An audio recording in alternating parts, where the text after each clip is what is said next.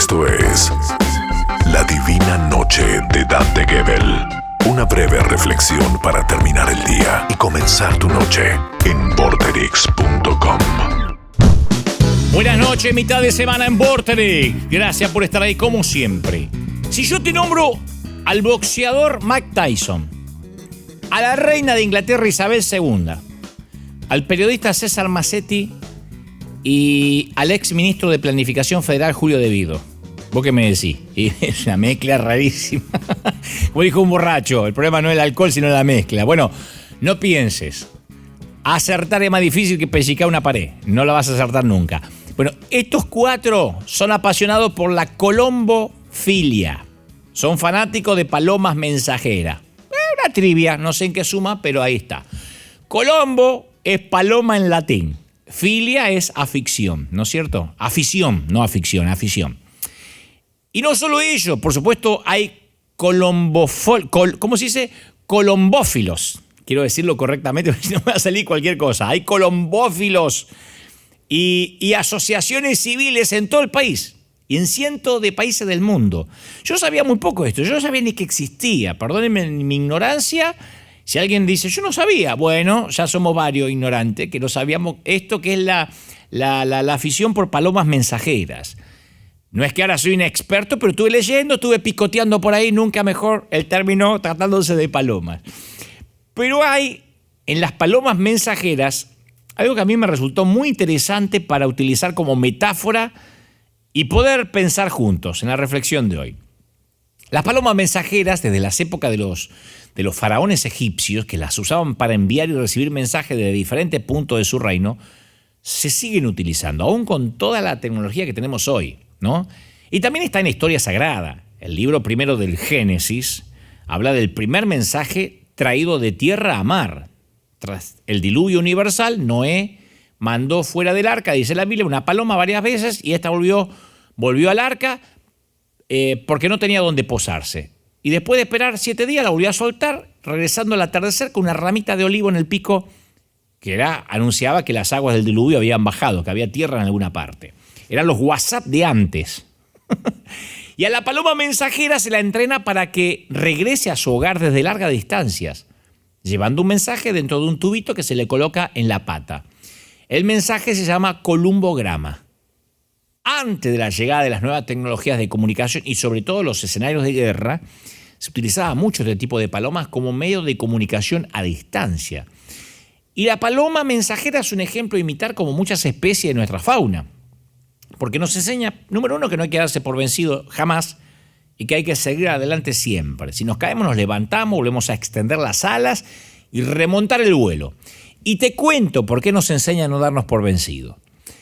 El Internacional de Barcelona, ¿sabes qué es? Es una prestigiosa carrera de palomas mensajeras en la que en la actualidad se sueltan más de 20.000 aves de toda Europa. También conocida como la carrera de los belgas.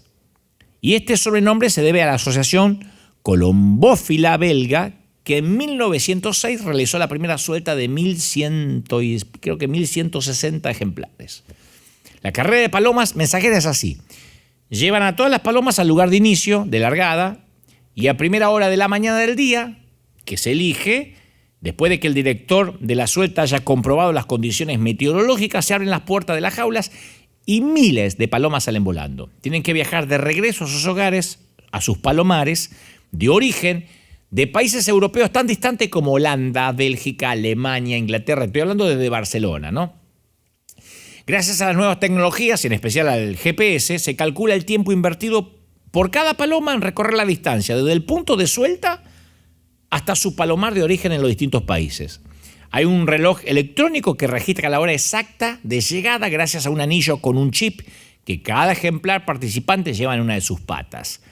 Y el ganador, la ganadora de la prueba, será la paloma cuya velocidad media sea la mayor de todas.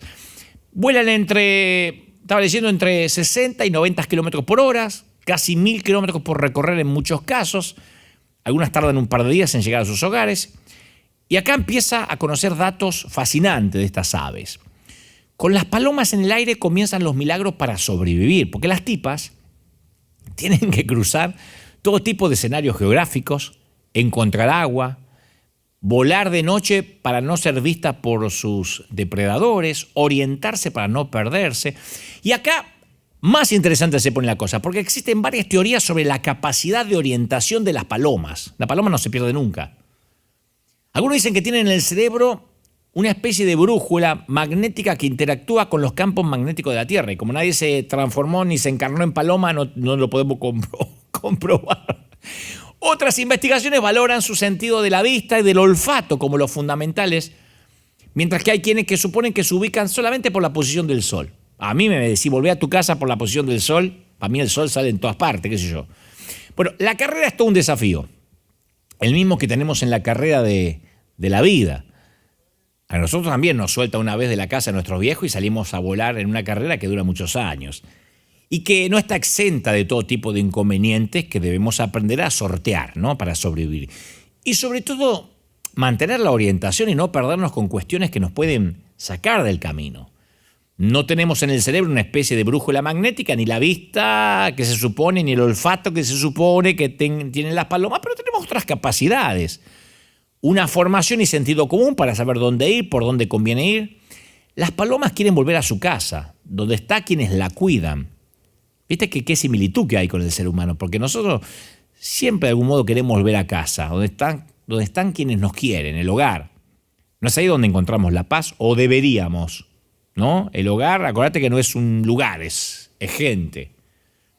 Las palomas mensajeras no son las mismas que están en las plazas ni en las ciudades, ¿eh?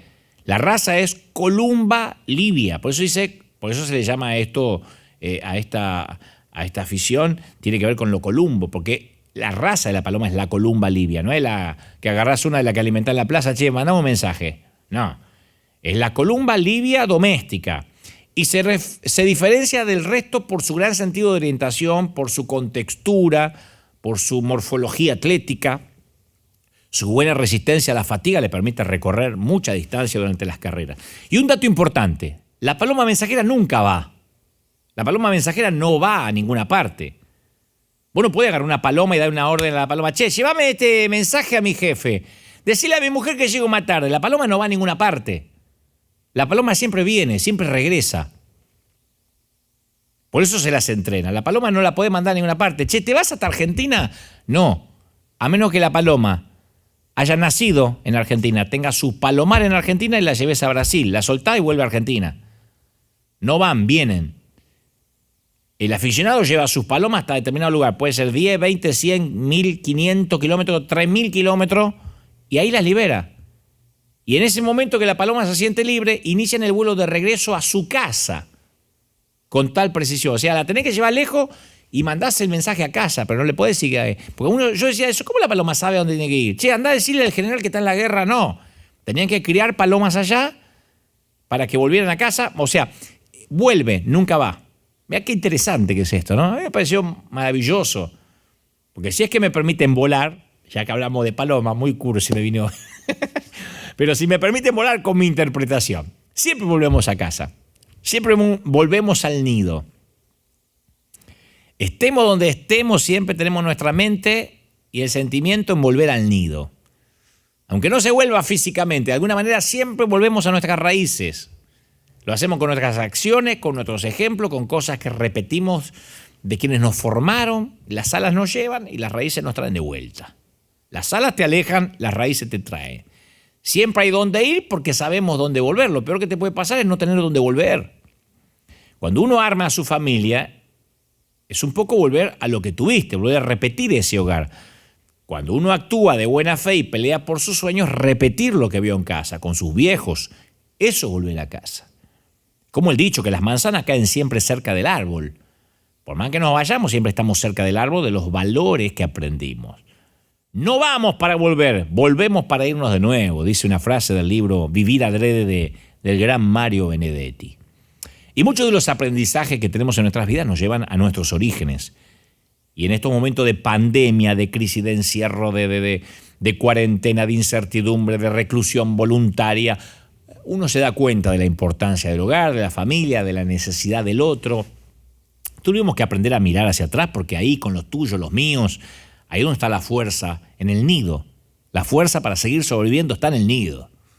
Ahí está la capacidad para seguir, ¿o no? a pesar de todos los inconvenientes que te trae la pandemia. Como el viaje de las palomas plagada de peligros, pero el deseo de volver a casa. El psicólogo Fernando Duarte dice, eso tiene que ver con mirar las cosas con perspectiva, y volver a las fuentes. Solemos pensar en que las soluciones están adelante y muchas veces todo lo contrario, están atrás, en nuestras raíces. Me refiero a los afectos, a los vínculos, a la familia, tiene que ver con el arraigo, con aferrarse a un lugar propio, el origen. Ravi Shankar Ratnam es un gurú indio que afirma que cuando partimos de nuestras raíces, de la fuente, florecen todas nuestras otras habilidades espontáneamente. Amalia Andrade Arango, que es escritora y periodista colombiana, dice, ¿para qué nos vamos? Para volver. Para ver el lugar al que pertenecimos o pertenecemos todavía con nuevos ojos, con más colores. Y cuando volvemos, la gente nos ve con nuevos ojos también. Regresar no es lo mismo que jamás haberse ido. Regresar no es lo mismo que jamás haberse ido. Uno sale en busca de nuevas oportunidades, de objetivos, de progresar. Y a veces los sueños se truncan porque, las cosas no salen siempre como uno quiere. Y el poder volver es una manera de retroalimentarnos, de reinventarnos para salir de nuevo desde el nido a dar pelea, cargar las pilas, resetearte, saber que no estás solo, sentimiento de pertenencia. ¿Me explico? Los seres humanos tenemos un sentido de pertenencia, un sentido de identificación. La cocina donde están esos ingredientes que se mezclan y se reparten, eso pasa en el nido. El sentido de pertenencia es sentirse parte de un grupo, de una sociedad, de una institución. Y esto tiene su origen en la familia, que es el primer grupo al que pertenecemos. El sentido de pertenencia es lo que te hace sentir seguro, lo que te eleva la autoestima. La motivación se relaciona directamente con las personas y establecen lazos y vínculos para el resto de la vida. Y esa es la relación que tiene la motivación con el sentido de pertenencia. El sentido de pertenencia es importante para nuestra vida. Te lleva a crecer, a cuidarte, a defender las cosas que te pertenecen, la cultura, las raíces. Entonces todos tenemos una misión en la vida y todos nos sentimos responsables de nuestras responsabilidades. Y cierro con esto un caso real. Thomas W. Wilson de Estados Unidos, quien fuera presidente de Estados Unidos, David Lloyd George, primer ministro británico, y George Clemenceau, primer ministro francés, fueron los vencedores de la Primera Guerra Mundial. Pero hubo un cuarto que recibió condecoraciones de honor de la Primera Guerra Mundial. Se trató de Cher Ami, en francés. Cher Ami. Cher Ami fue una paloma mensajera del ejército de los Estados Unidos que salvó 194 vidas en la batalla de Argonne en Francia, por eso tiene el nombre francés, en octubre de 1918, porque hizo llegar un mensaje justo a tiempo. Voló a una gran velocidad por encima de una lluvia de balas disparadas por los alemanes y los enemigos le hirieron gravemente. Volvió a levantar vuelo, recorrió 40 kilómetros más para llegar al destino y logró el cometido. Le costó a la paloma la pérdida de un ojo, una herida grave en el pecho y la pérdida casi total de una pata. Pero llegó a casa. Salvó casi 200 soldados de la muerte y se convirtió en uno de los grandes vencedores de la guerra. ¿Sabe lo que hizo el gobierno francés? La condecoró a la paloma con la medalla Cruz de Guerra, junto con el racimo de hojas de roble, un símbolo militar estadounidense, por su gran valor, audacia, por su gran valentía. Y luego de su recuperación, Cher Ami fue llevada de regreso a los Estados Unidos, donde murió un 13 de junio de 1919 en New Jersey a causa de las heridas de guerra. En 1931 pasó a formar parte del Salón de la Fama de las Palomas en Carreras, las palomas de guerra. En la actualidad está exhibida y embalsamada, la podés ver en el Museo Nacional de la Historia de los Estados Unidos. Como decía una vieja publicidad de una tarjeta de crédito, pertenecer tiene sus privilegios. Entonces hay que hacer como la paloma, a pelearla, a cumplir con nuestro deber y siempre regresar a casa. Hay que ser mensajeros de la vida, señores. Que tengan una divina noche. Chao, hasta mañana. Esto fue La Divina Noche de Dante Gebel en vorterix.com. Mañana será otro día.